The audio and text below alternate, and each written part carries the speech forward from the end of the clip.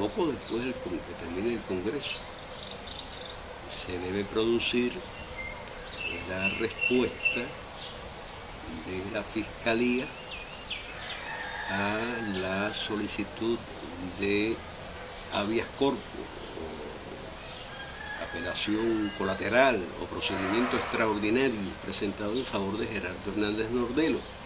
Eso quiere decir que la defensa tendría aproximadamente un mes después, así que estamos hablando de fines de mayo, para responder esa respuesta, y a partir de ahí, en cualquier momento, la jueza Lehner de Miami se pronunciaría sobre este asunto, de manera de que no solamente se trata de una batalla que continúa, sino que está llegando a un momento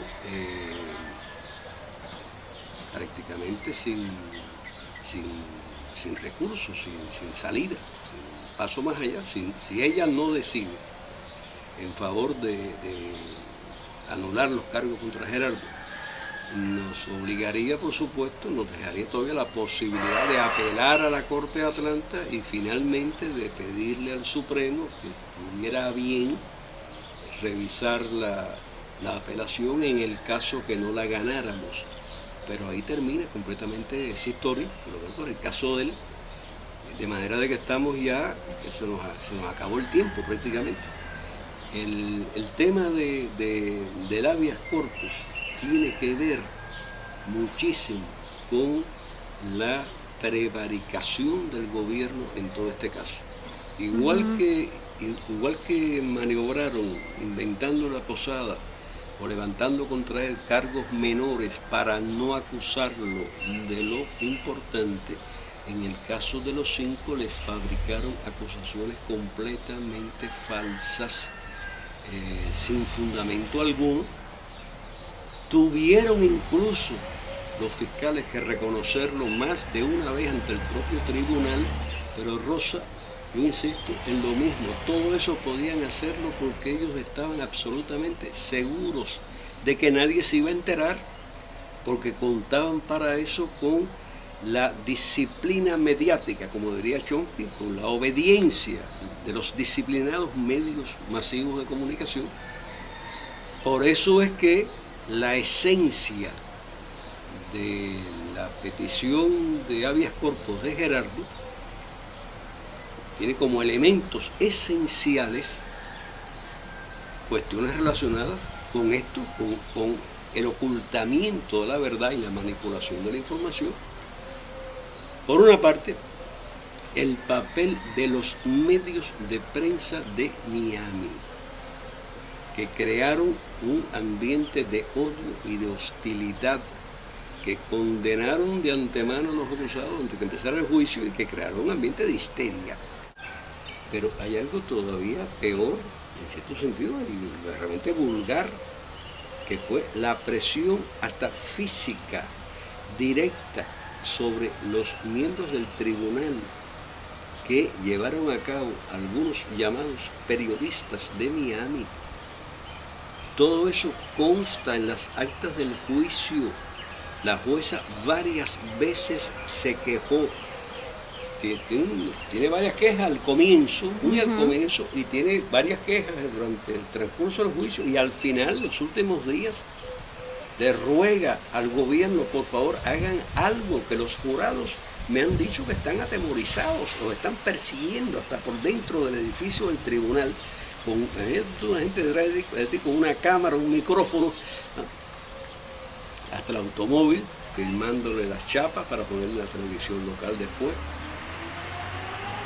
Lo que no se sabía entonces, que empezó a divulgarse algo de esto en el año 2006, 5 años después de terminar el juicio, fue que esos periodistas eran pagados por el gobierno. Yo no sé, voy a ver eso que tú dices que publicó Trencito, pero llevan varios años algunas organizaciones norteamericanas tratando de lograr que el gobierno les muestre o divulgue, haga públicos los contratos de esos periodistas. Ellos habían encontrado un grupo de periodistas, pues sabía que había por lo menos el doble, cuánto les pagaban y por qué, para qué le pagaban. Cosas elementales. En el capitalismo no se da dinero sin un contrato.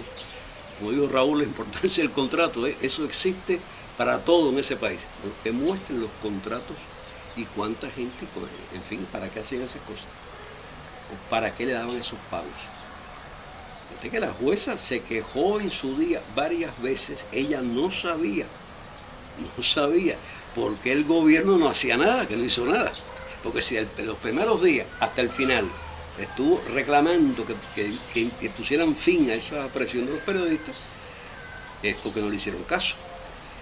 Bueno, eso es un elemento que no se conocía, por lo tanto lo que se llama en Estados Unidos una nueva evidencia. Ahora hay otro caso, quizás el más sorprendente de ocultamiento de las evidencias, de las pruebas, que son las famosas imágenes satelitales, imágenes del satélite, de los satélites que tiene Estados Unidos, permanentemente en el espacio ultraterrestre, filmando, fotografiando todo lo que ocurre alrededor de Estados Unidos y en particular entre Cuba y Estados Unidos. Antes del 24 de febrero de 1996, y todo eso está documentado en el proceso que le siguió la institución norteamericana, la Federación de la Aviación Civil norteamericana, al señor Basulto, a consecuencia del cual le quitaron su licencia de vuelo, todo esto después del 24 de febrero.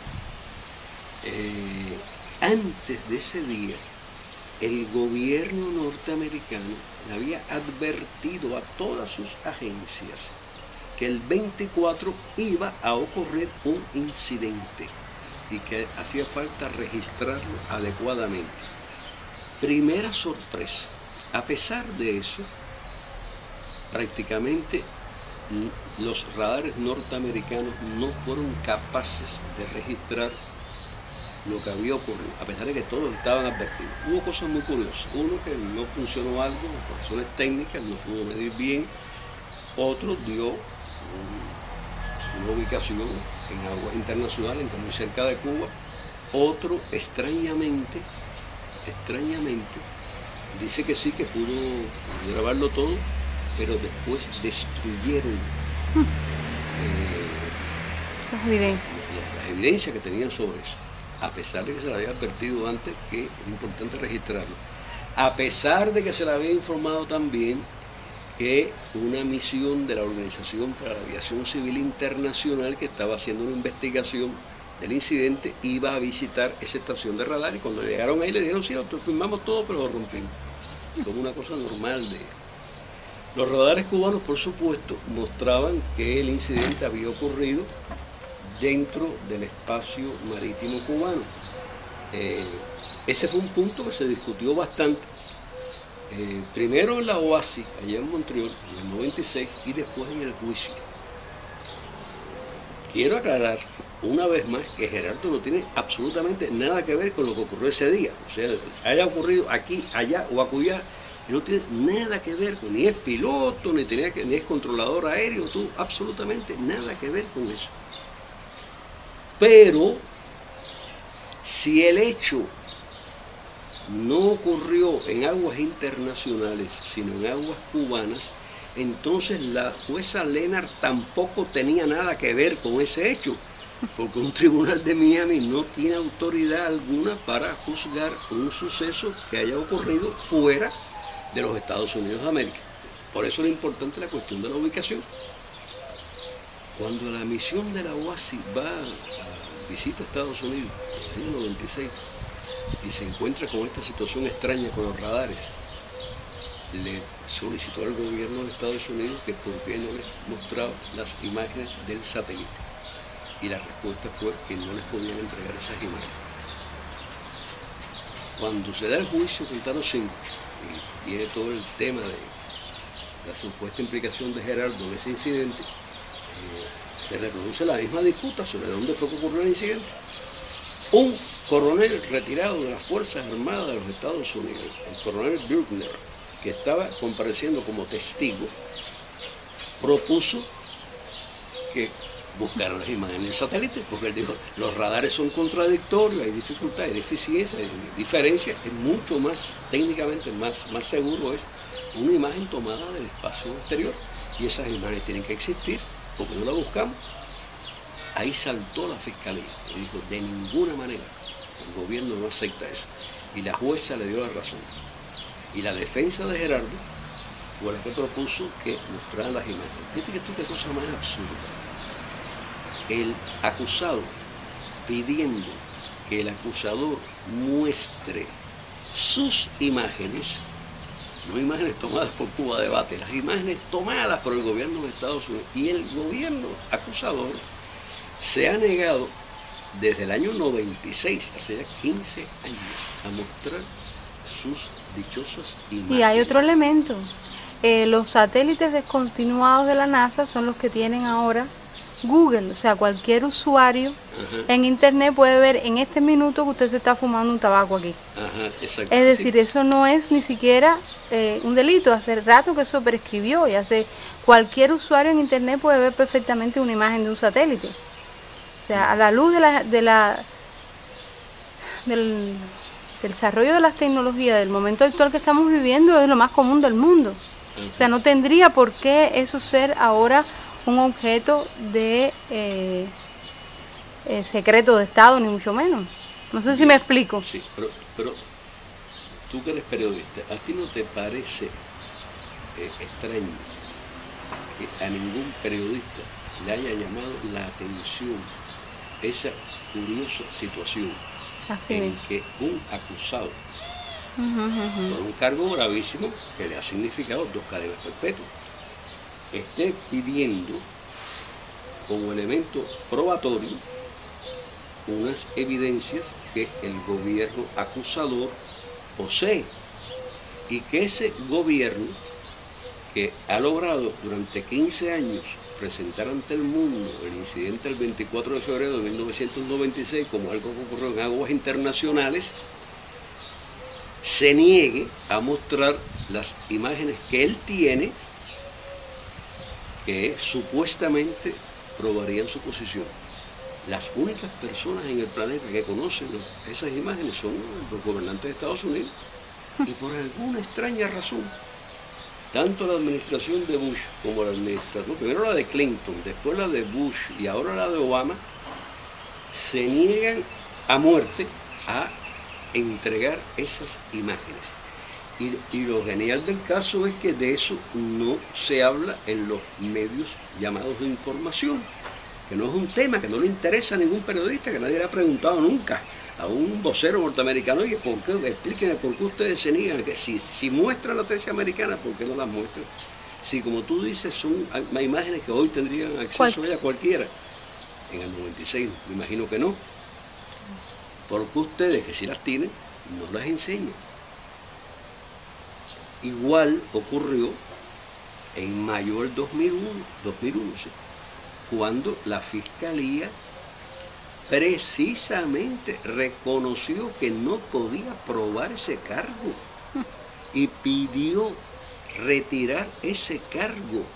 Es un documento muy interesante que comienza diciendo que ellos se dan cuenta que el paso que están dando carece de antecedentes en la historia de los Estados Unidos, pero que ellos se ven obligados a tomarlo porque si no, el acusado va a ser encontrado inocente y se va a caer todo el andamiaje de la acusación contra esta gente.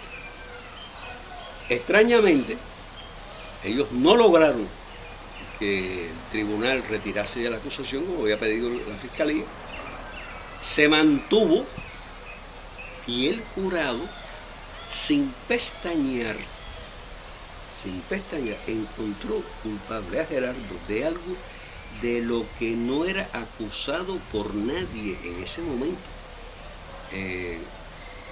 Todo esto pudo suceder porque nada de esto fue noticia. Como no fue noticia, la gente no se enteró, la gente no supo, pero todo consta en las actas y en documentos que pudiera acceder a ellos cualquiera, ¿sí? Con los medios, que tenga los medios requeridos para ello, pero que están disponibles. Muy bien.